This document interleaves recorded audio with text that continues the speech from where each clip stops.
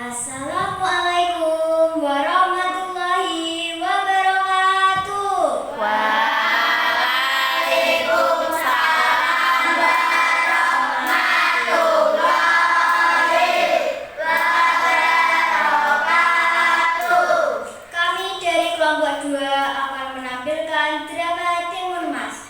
Nama pemainnya adalah Lintang sebagai narator, Duta sebagai Timun Mas, Tiara sebagai Mbak Sirni, Raka sebagai Petapa, Hendika sebagai raksasa, Ardi, Fadil, Elsa, Sinar, Zidan adalah warga, Sisil sebagai kembang sari. Selamat menyaksikan.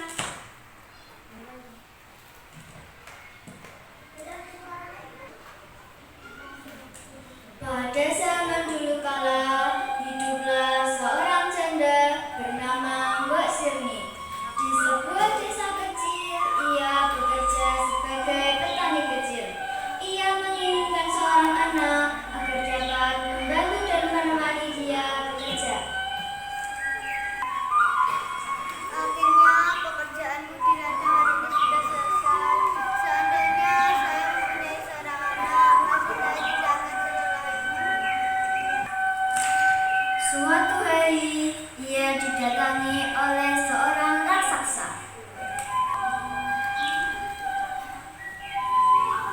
Wahai petani kecil, jikalau engkau menginginkan seorang anak, akan kuberikan engkau seorang anak.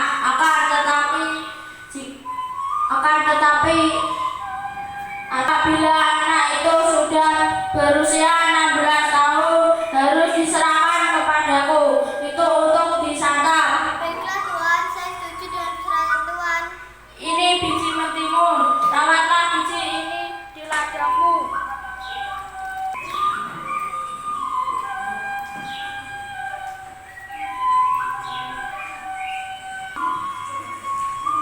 Setelah 2 minggu, di antara buah ketimun yang ditanamnya, ada satu yang paling besar dan berkilau seperti emas. Tuan, buah ini banyak sekali. Baiklah, Akan kupelihara buah ini. dengan hati-hati. Ternyata isi buah tersebut adalah seorang bayi yang cantik. Wah, ini apa isinya ya?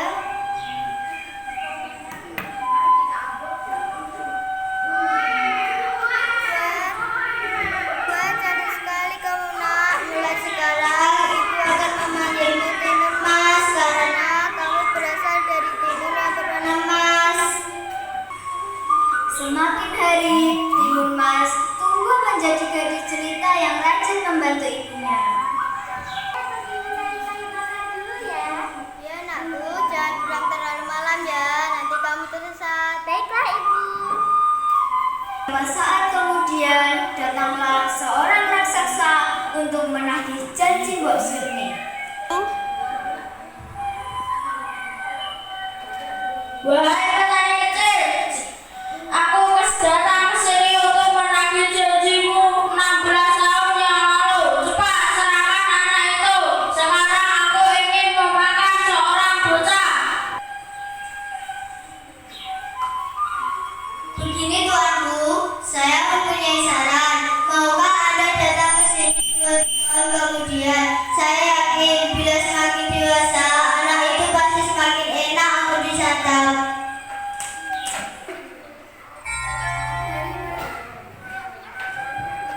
Hari berganti hari, Mbok Sirni semakin sayang kepada Timun Mas.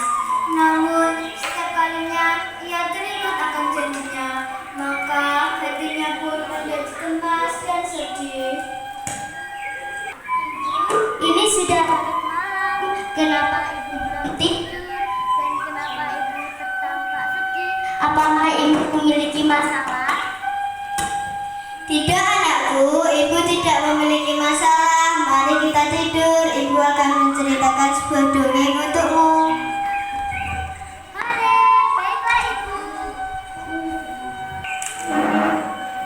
Suatu malam, Mbak Sirni bermimpi agar anaknya selamat. Ia harus menemui Petapa di Gunung Kidul. Paginya, ia langsung pergi ke sana. Mas, ibu akan pergi ke gunung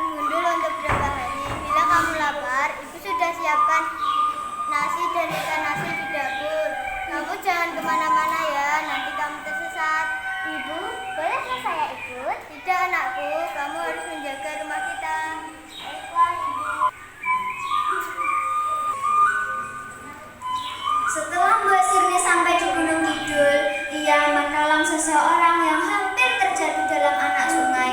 Ternyata orang tersebut adalah seorang petapa.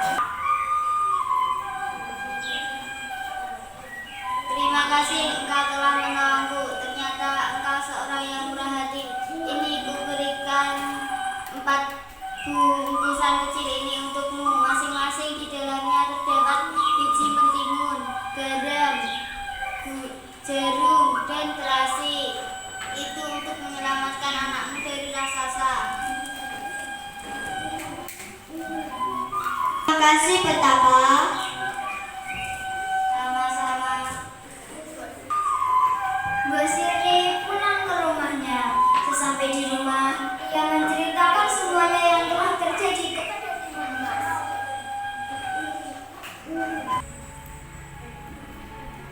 Ibu, saya amat takut dimakan oleh si raksasa itu, dan saya amat takut berpisah dengan ibu.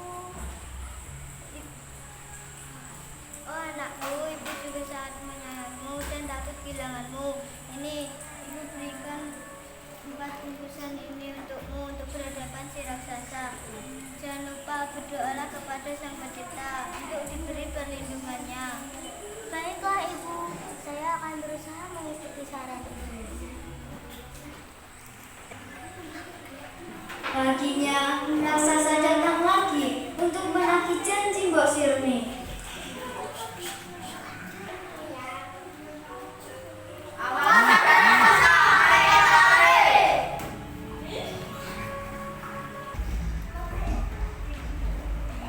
Timun Mas, ada raksasa yang ingin memakanmu. Ayo kita cepat lari. Ayo.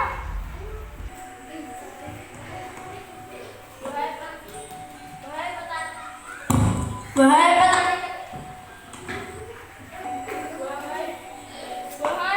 kecil, aku datang ke sini untuk menagih janjimu. Cepat serahkan anak itu, aku amat ingin memakannya. Nah, cepat lari di belakang.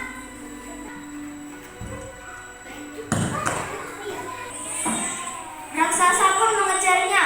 Timun Mas pun teringat akan bungkusannya. Maka ditebarnya biji mentimun. Sungguh ajaib, hutan menjadi ladang mentimun yang lebat buahnya.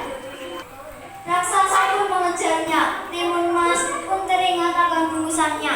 Maka ditebarnya biji mentimun. Sungguh ajaib, hutan menjadi ladang mentimun yang lebat buahnya.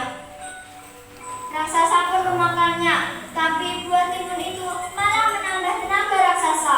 Lalu Timun Mas pun menaburkan jarum. Dalam sekejap tumbuhlah pohon-pohon bambu yang sangat tinggi dan tajam. Dengan kaki yang berdarah-darah, raksasa terus mengejar Timun Mas. Timun Mas pun membuka bingkisan garam dan didaburkannya. Seketika hutan pun menjadi lautan yang luas. Dengan kesakitannya, raksasa dapat melewati. Yang terakhir, Timun Mas akhirnya menaburkan terasi. Seketika terbentuklah lautan lumpur yang mendidih. Akhirnya raksasa pun mati. Terima kasih Tuhan, Engkau telah melindungi hamba-Mu ini. Akhirnya